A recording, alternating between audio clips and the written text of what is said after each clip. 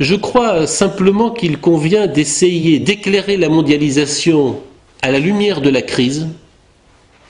Et dans cet exercice, je crois qu'il convient de se livrer à un peu de géoéconomie. Géoéconomie, cette discipline qui a été inventée par le politologue américain Luttwak dans les années 1990. Géoéconomie, cette discipline qui entend rappeler que les peuples et les territoires s'accomptent et que rien n'a été effacé sous le manteau du grand mot de mondialisation. Donc, dans le désordre et sans plan rationnel, sans céder à la facilité convenue de l'esprit français, quelques réflexions sur comment sortir de la mondialisation. Le premier point, c'est que, n'en déplaise à notre président à Davos, la crise n'est pas une crise de la mondialisation. La crise que nous avons connue, la crise que certains rêvent avoir traversée, la crise dont je crois qu'elle demeure toujours et qu'elle va demeurer longtemps en tête de nos agendas politiques et sociaux encore plus qu'économiques, c'est d'abord une crise de la politique américaine. Et c'est d'abord une crise d'une politique américaine intérieure, marquée par la baisse du pouvoir d'achat des classes moyennes, par la volonté politique de continuer et même de développer le niveau de consommation des classes moyennes en ayant recours à l'endettement. Le premier moyen de ceci a été la dérégulation financière, qui a permis à l'innovation bancaire et financière de se déployer pleinement. Le second élément de cette facilité d'endettement a été la sortie d'à peu près tous les cadres qui étaient jugés déterminer la stabilité et la sécurité d'un système financier. Les uns après les autres, tous ont à peu près explosé depuis les années Reagan, avec une remarquable continuité pendant les années Clinton, les années de l'administration démocrate et les années de M. Greenspan à la tête de la Federal Reserve. C'est le premier point que je voulais souligner. Oui, la mondialisation a aggravé et amplifié les choses. Oui, la mondialisation a donné une résonance mondiale à une crise politique américaine. Mais il ne s'agit bien dans son origine que d'une crise politique intérieure américaine. En clair, comment on finance l'accession de logements par des ménages qui n'ont aucun moyen de rembourser le crédit. Et je ne serais pour ma part pas étonné de croire que toutes les accusations portées contre la mondialisation ne soient un moyen assez aimable de ne pas faire porter la responsabilité de la crise sur nos amis américains. La crise est datée, elle est située et elle est circonstanciée dans son origine. Ensuite, effectivement, la mondialisation est le mécanisme par lequel elle va sortir de son lit. On en connaît les mécanismes, ils sont simples. C'est l'interconnexion de tous les marchés financiers, c'est l'interdépendance de toutes les places financières et bien plus encore de tous les grands acteurs financiers, et notamment des grandes banques entre elles. Le dernier élément étant, on pourrait évoquer la titrisation, on pourrait évoquer tel ou tel mécanisme financier, mais étant que tous les bilans de toutes les grandes maisons dans le monde sont totalement et irrémédiablement liés les uns aux autres.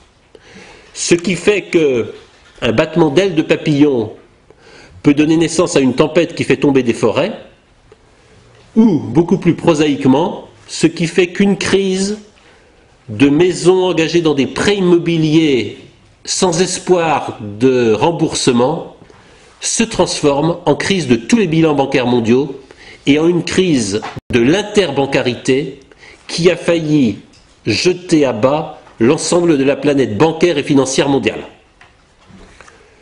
Accuser la mondialisation, c'est vraisemblablement trouver un bouc émissaire, de la même manière qu'accuser l'innovation financière, accuser les hedge funds, accuser les agences de rating, etc. Ça a été utilisé la stratégie du bouc émissaire. Le deuxième point, pourquoi s'interroger ce soir devant vous, comment sortir de la mondialisation ?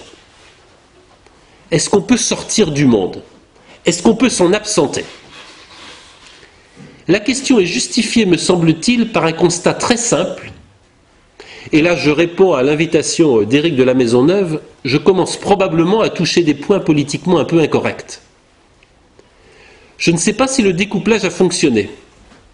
Je ne sais pas si l'interconnexion, l'interdépendance, etc. peuvent nous sauver de malheurs à venir. Je sais simplement constater que la Chine s'est très largement protégée de l'interdépendance et de l'interconnexion, notamment en conservant une monnaie non convertible. J'ai pu constater récemment à quel point l'Inde qui avait refusé dans les années 80 l'installation d'IBM, l'Inde qui a refusé l'accès de Coca-Cola à son marché, l'Inde qui a refusé dans les années 90 l'arrivée de Microsoft, en favorisant les concurrents et les open source. Je ne peux constater que si la planète financière a rétabli son fonctionnement au moins partiellement, je ne peux que constater que si nos taux de croissance, devenus le deus ex machina de nos démocraties, sont repassés dans le vert, c'est très largement parce que des pays comme la Chine, l'Inde et quelques autres ne se sont pas livrés aux joies de l'interconnexion et de l'interdépendance.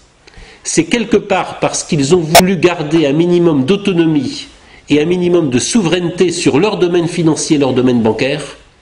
Bref, c'est parce qu'un minimum de frontières et de séparation ont continué d'exister sur cette planète financière qu'on disait promise à l'unification en temps réel que nous avons pu survivre à la crise.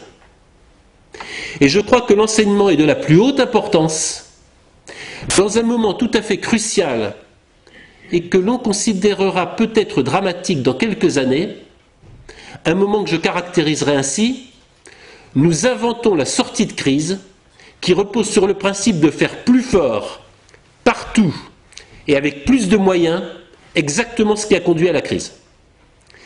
L'interdépendance a conduit à la crise mondiale, renforçons l'interdépendance. La taille de certains établissements a conduit à une crise mondiale. La concentration des établissements bancaires se poursuit, à tel point qu'une source de la rentabilité des maisons qui continuent à pratiquer les métiers de la banque d'investissement et de la banque de marché, cette rentabilité s'améliore tout simplement parce qu'il y a moins de contrepartie face à elle, etc., etc. Et je vous laisse à imaginer la performance dont les journaux spécialisés se faisaient le reflet tout à fait récemment. On avait inventé la manière de gagner de l'argent en s'interposant sur les marchés boursiers à la milliseconde. On vient d'inventer la manière de gagner de l'argent sur les marchés boursiers en s'interposant à la nanoseconde. Ceux d'entre vous, et je salue la présence d'éminents financiers, banquiers dans la salle, qui sauront me dire quelle est l'utilité économique d'une fonction d'intermédiation réduite à la nanoseconde, me rendrait un grand service. Je constate simplement à quel point une partie de la planète financière s'est satellisée du monde réel, mais ça on le sait tous. Je constate simplement à quel point dans nos mécanismes de sortie de crise et dans les mécanismes de recherche de la rentabilité des établissements bancaires et financiers, nous sommes en train de reproduire avec plus d'intensité, avec plus de force, les mécanismes mêmes qui ont provoqué la crise et qui lui ont donné son ampleur mondiale. Et ça, très évidemment, c'est devant nous. Ceux qui se livrent aujourd'hui aux joies de la titrisation, ceux qui se livrent aujourd'hui aux joies des arbitrages sur les nouveaux marchés d'actifs que peuvent être les produits agricoles, que peuvent être des actifs hors marché financier, le savent bien. Tout est reparti pour faire mieux, plus vite et plus fort, ce qui a conduit à la crise. Et je crois que c'est la question, c'est la justification de la question: comment en sortir? Non pas qu'est-ce qui peut venir de mieux, mais qu'est-ce qui est en train de se passer qui dirait que nous entrons dans un monde ou dans des relations mondiales différentes. Alors je crois que pour bien le comprendre, il faut s'interroger sur la nature de la mondialisation autrement qu'à travers ses caractéristiques de surface qui ont donné naissance aux livres et aux best-sellers aux États-Unis, plus d'ailleurs qu'en Europe, de M. Friedman, The